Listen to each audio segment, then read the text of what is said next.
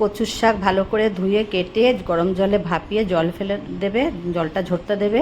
ইলিশ মাছের মাথাটা হলুদ দিয়ে মাখিয়ে রেখেছি, এখানে নারকেল কুড়ে রেখেছি, নুন, মিষ্টি, হলুদ, আর এখানে একটু ফোড়নের জন্য নিয়েছি শুকনো লঙ্কা, তেজপাতা আর কালো জিরে।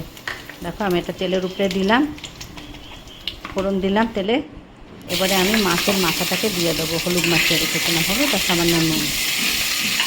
এটা একটু সুন্দর করে ভেজে নিচ্ছি, খুব বেশি ভাজার দরকার নেই। এবার নারকেল কোড়াটাকে দিয়ে দিলাম, হ্যাঁ, আবার একটু নাড়িয়ে নিলাম, একটু নাড়িয়ে নেবে। তারপরে যে মশলাটা, লঙ্কার গুঁড়ো, হলুদের গুঁড়ো আর একটু আদা, ওটা আমি দিয়ে দিলাম, আর কাঁচা লঙ্কা,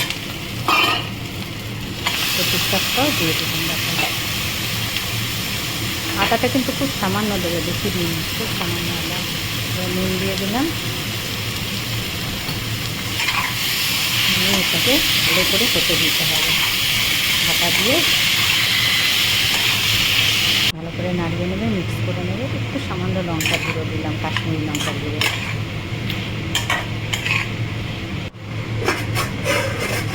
ঢাকা দিয়ে দিলাম, কিছুক্ষণ এটা হবে। দেখো এবার আমি ঢাকাটা খুলে একটু ভালো করে ঘাটিয়ে নিচ্ছি, মিক্সড করে নিচ্ছি ভালো করে। এবার একটু মিষ্টি দিচ্ছি, একটু সামান্য চিনি।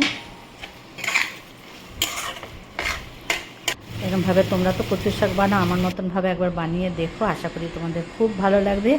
লাইক, শেয়ার, কমেন্ট করো, আর সাবস্ক্রাইব অবশ্যই